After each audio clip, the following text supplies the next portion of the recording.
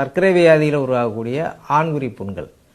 ஆண்குறியில் புண்ணு இருக்குது அப்படின்னா நாங்கள் என்ன சொல்கிறோம் அப்படின்னா, இந்த எண்ணெயை கொஞ்சம் காட்டனில் நனைச்சி ஆண்குறியில் வச்சு ஒரு ஜட்டி மாட்டிக்க வேண்டியது. இல்லை அப்படின்னா அரைஞான் கயிறு கட்டியிருந்தீங்க அப்படின்னா அதை கோமணம் மாதிரி கட்டிக்கலாம்.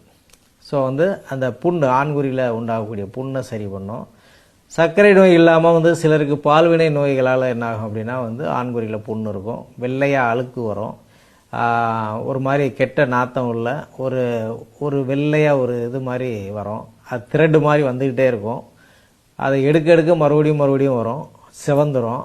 அந்த பினைல் கிளாண்ட்ஸ் அப்படியே கொஞ்சம் கொஞ்சமாக ரெட்னஸ்ஸாக இருக்கும். ஒரு சிலருக்கு அதில் புண்ணு இருக்கும். ஸோ அந்த மாதிரி பிரச்சனைக்கு இந்த எண்ணெயை அந்த இடத்துல அப்ளை பண்ணுறப்ப நல்ல பலன் கிடைக்கிறத நீங்கள் பார்க்க முடியும்.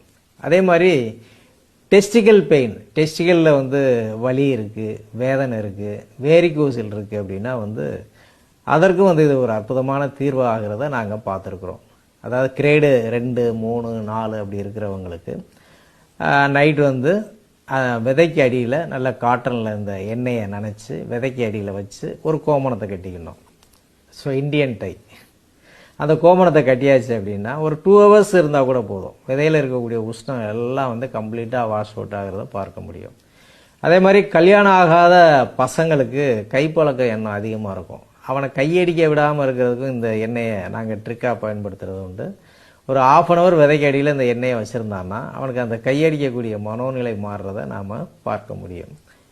அதே போல் நைட் எமிஷன், துரித ஸ்கலிதம், தூக்கத்தில் விந்து வர்றது, இதுக்கெல்லாம் இந்த எண்ணெயை விதைக்கு அடியில் வைக்கிறப்போ, இப்போ ஒரு சிலருக்கெல்லாம் பசங்களுக்கு பார்த்தீங்கன்னா அந்த செக்ஸு காம இச்சை அதிகமாகி, இல்லை உடம்புல வெட்டை சூடு அதிகமாகி விந்து ஒரு வாரத்துக்கு 4 முறை 5 முறை தூக்கத்திலே போகும். ஒரே நாளில் 2 முறை 3 முறை போகக்கூடியவங்களாம் இருக்காங்க. ஸோ அந்த மாதிரி இருக்கிறவங்களுக்கு நாங்கள் இந்த எண்ணெயை விதைக்கு வைக்க சொல்லுவோம். ஸோ விதைக்கு அடியில் இந்த எண்ணெயை வச்சாச்சுன்னா மாதத்தில் 1 முறை விந்து ஸ்கலிதம் அப்படின்னு சொல்லக்கூடிய தம்பிகளை நான் பார்த்துருக்குறேன்.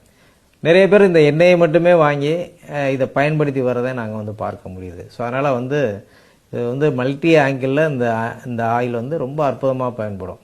வேரிகோசிலுக்கு மிகச்சிறந்த நிவாரணியாக இருக்குது. விதையில் வரக்கூடிய வலி, வேரிகோசில் பெயின், எபிடிடிமிஸ் சிஸ்ட் இருக்கிறது, விதை சூடாக இருக்கிறது, ஸோ விதை வளர்ச்சி குறைவாக இருக்குது, இது எல்லாத்துக்குமே இந்த ஆயிலை நாம் பயன்படுத்த முடியும். ஸோ விதைக்கு அடியில் அந்த மாதிரி வைக்கிறப்போ அதுவும் நல்ல பலன் பெறுறதை பார்க்க முடியும்.